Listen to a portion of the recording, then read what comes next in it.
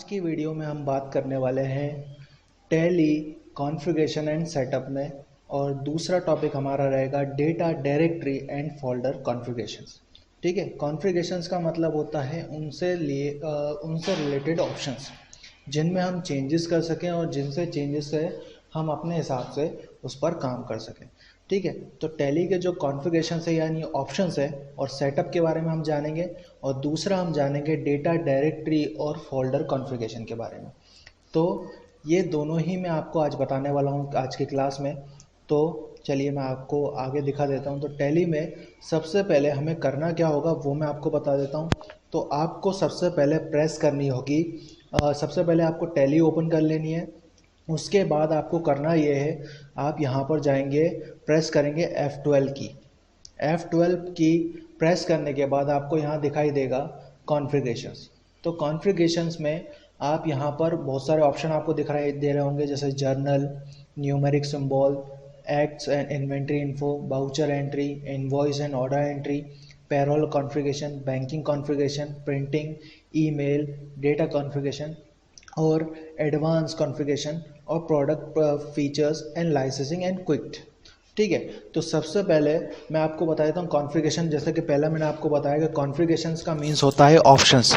यहाँ पर आपको कॉन्फ़िगरेशंस के लिए ऑप्शन तो दिए गए हैं और साथ ही साथ हर एक चीज़ को करने के लिए आपको अलग अलग ऑप्शंस दिए गए हैं। सबसे पहले यहाँ पर मिल जाएगा आपको जर्नल। तो मैं आपको जर्नल ओपन करके बता देता हूँ, आपको खाली सिंपली एंटर करना है। उसके बाद यहाँ पे आपको जर्नल से रिलेटेड कुछ ऑप्शंस मिल जाएंगे। तो जर्नल से रिलेटेड कुछ ऑप्शंस आपको यहाँ मिल जाएंगे, तो यहाँ पर आप अपने हिसाब से इसे चेंज कर सकते हैं। अब कुछ चीज़ें ऐसी होती हैं जिन्हें ना चेंज करना ही बेटर होता है। कहने का मतलब ये है कि हमारे पास हमें पहले चेक कर लेना, हमें टैली पे काम कर लेना है। उसके बाद हमें समझना है कि हमें किस चीज़ में चेंज करना और किस चीज़ में नहीं करना है। यदि आप पहले से ही इसको चेंज करने लग जाएंगे तो ये बिल्कुल वेस्टेज होगा, आपके कोई मतलब का नहीं होगा। ठीक है, तो आपको पहले टैली पे काम करना है, उसके बाद अपने अकॉर्डिंग इसको चेंज करना है। तो यहाँ पर आपको कंट्री डिटेल्स मिल जाएंगी। ठीक है, और यहाँ पर आपको नंबरिंग स्टाइल मिल जाएगा, फॉर्मेट मिल जाएंगे, फॉर्मेट नंबर्स मिल जाएगा, टेबल कॉन्फ़िगरेशन मिल जाएगा। तो आपको यस नो करके, इंटरनेशनल करके, या फिर एलिस नेम आपको चाहिए या नहीं चाहिए, या फिर नेम ओनली चाहिए, तो यहाँ पर आपको बहुत सारे चीज़ें मिल जाएंगी। उसके हिसाब से आपको चेंज कर लेना। और जैसा कि मैंने आपको पहले बताया कि आपको ये ध्यान रखना है कि मुझे चेंज करने क्यों हैं। तो पहले आपको टैली पे काम करने हैं, उसके बाद इनको चेंज करना है। हमारा आज का टॉपिक था कॉन्फ़िगरेशंस। तो मैं आपको कॉन्फ़िगरेशन सेटअप बता रहा हूँ कि किस हिसाब से आपको सेटअप करना है। लेकिन सेटअप करना ज़रूरी है ये ऐसा बिल्कुल भी नहीं है, लेकिन आपको पता होना चाहिए कि कहाँ पर इसको सेटअप करना है। तो इसलिए मैं आपको दिखा दे रहा हूँ कि यहाँ पर आप सेटअप कर सकते हैं। तो पहले आपको मैंने जर्नल दिखा दिया। अब न्यूमेरिक का मतलब होता है नंबर से रिलेटेड, तो यहाँ पर आप नंबर से रिलेटेड देख लेते हैं। तो यहाँ नंबर से रिलेटेड हमें कॉन्फ़िगरेशंस मिल जाएंगे। तो यहाँ पर आप इसमें चेंजेस कर सकते हैं, जैसे यहाँ पे प्लस का साइन दिया हुआ है। ठीक है, तो यहाँ पे लिखा है सिंबल बिफोर नंबर, तो यहाँ पे प्लस लिखा हुआ है। सिंबल आफ्टर नंबर, तो यहाँ पे कुछ भी नहीं है, यहाँ पे ब्लैंक रखा हुआ है। तो आप चाहे तो यहाँ पे भी रख सकते हैं। ठीक है, उसके बाद आप यहाँ पे चाहे तो symbol use to negative number, तो यही सी बात है, अगर कोई नेगेटिव नंबर होता है तो हम उसे माइनस से डिफाइन करते हैं। तो यहाँ पे ऑलरेडी माइनस लिखा हुआ है। ठीक है, आफ्टर नंबर, बिफोर तो लिखा हुआ है लेकिन आफ्टर के बारे में यहाँ पे कुछ नहीं है। तो आफ्टर में वैसे भी नहीं दिया जाता, क्योंकि हमें यहाँ पर जो सेटअप है वो हमारे अपने अकॉर्डिंग तो करना ही है, लेकिन हमें साथ में ये भी देखना है कि दूसरा उसको समझ पाता है या नहीं समझ पाता। ठीक है, उसके बाद नेक्स्ट मैं आपको बताने जा रहा हूँ, यहाँ से बैक आ जा रहा हूँ। अगर आपको कोई चेंजेस किए हैं तो उसको एक्सेप्ट करना बहुत ज़रूरी है। एक्सेप्ट करेंगे तभी वो चेंजेस एक्सेप्ट होंगे। उसके बाद यहाँ पे आपको मिल जाएगा एक्ट्स एंड इन्वेंट्री इन्फो। तो यहाँ पे इन्वेंट्री से रिलेटेड कुछ ऑप्शन आपको मिल जाएंगे।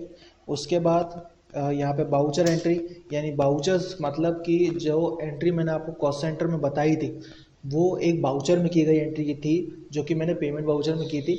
तो उसमें भी अगर आपको चेंजेस करने हैं तो यहाँ पर उसके चेंजेस के लिए दिया हुआ है यहाँ पे ऑप्शन। उसके बाद नेक्स्ट यहाँ पे मिल जाएगा आपको इनवॉइस और ऑर्डर एंट्रीज। तो इनवॉइस का मतलब होता है बिल, तो बिल में आप चेंजेस कर सकते हो। पेरोल सैलरी बनाने के लिए यूज़ होता है, उसमें आप चेंजेस कर सकते हो। ठीक है, उसके बाद यहाँ पे बैंकिंग कॉन्फ़िगरेशन है, यानी बैंकिंग के हिसाब से आपको चेंजेस करने हैं तो बैंकिंग के हिसाब से भी आप चेंजेस कर सकते हो। नेक्स्ट उसके बाद है प्रिंटिंग।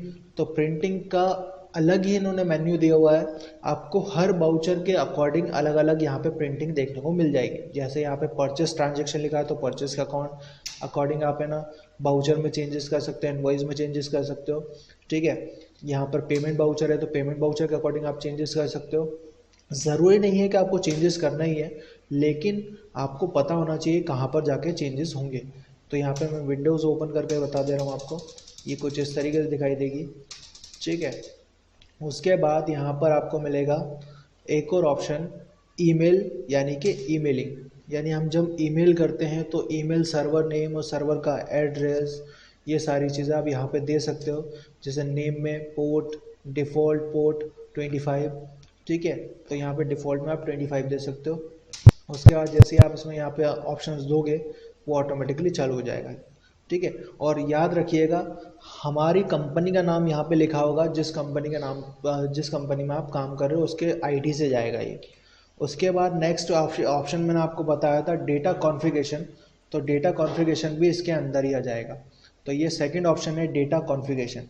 तो हम बात करने वाले हैं डेटा कॉन्फ़िगरेशन के बारे में। तो यहाँ पर एंटर कर लेंगे, तो एंटर करने के बाद यहाँ पे लोकेशन ऑफ डेटा फाइल्स, कहने का मतलब ये है कि जब आप टैली में कोई कंपनी बनाते हो तो वो कंपनी कहाँ जाती है।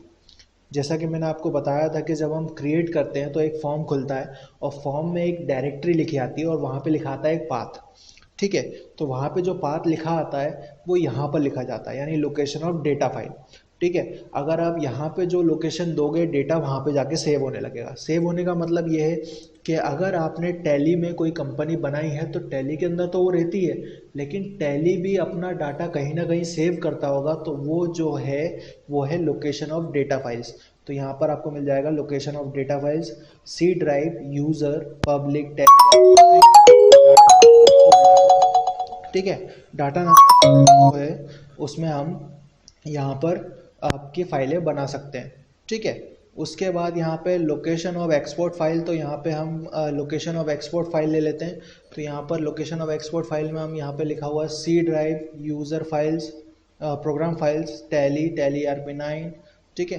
तो मैं अभी फ़िलहाल इसमें कोई चेंजेस नहीं कर रहा हूँ, लेकिन लोकेशन में आपको दिखा दे रहा हूँ कि लोकेशन दिखेगी कहाँ। तो ये दिखाई देगी आपको कंप्यूटर में,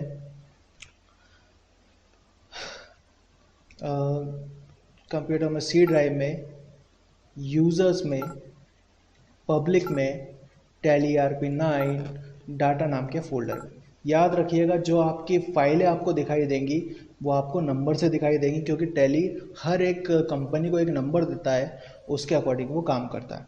तो आप आज की क्लास में हम टैली कॉन्फ़िगरेशन सेटअप देखा, डेटा डायरेक्टरी और फोल्डर कॉन्फ़िगरेशन देखा, और यहाँ से नेक्स्ट क्लास में हम इसके आगे देखेंगे, ठीक है। तो नेक्स्ट क्लास में इसके आगे देखेंगे।